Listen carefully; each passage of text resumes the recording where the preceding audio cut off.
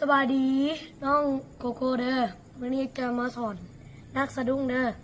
ถ้าว่าทุกคนอยากจะเรียนจากป่าเมืองลาวแมนเขาได้อัดเสียงลากันลงไปก่อนละเด้อโน้ตมันจะอยู่ในคอมเมนต์เด้อทุกคนแล้ววันนี้จะมาสอนนักสะดุ้งแมนจะให้เป็นโน้ตแล้วก็ปล่อยฟังก่อนเลยให้ทุกคนฟังก่อน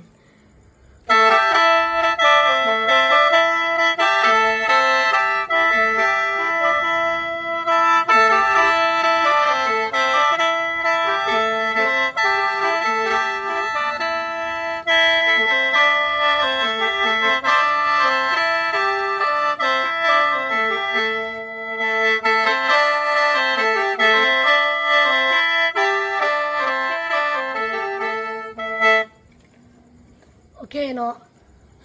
โน้ตแมนจะเป็นโน้ตขึ้นต้นด้วยลาเนาะจะเป็น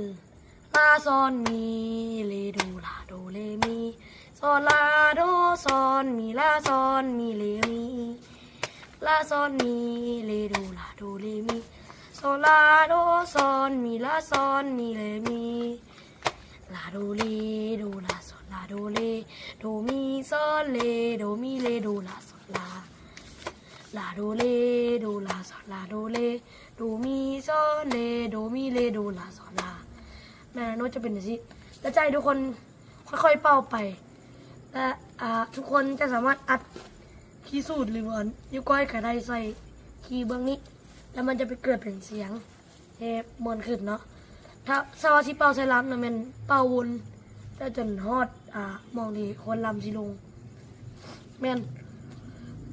ตอนขึ้นต้นลาซอนมีมันบอกนะจะได้เป่า2 เทื่อแล้วตอนสุดท้ายก็ได้เป่า2 เทื่อแต่ท่อนกลางบ่ได้เป่าเด้อ2 เทื่อแล้วก็บทเรียนของเรามีแต่ซ้ำนี่เด้อมื้อนี้ขอบใจหลายๆ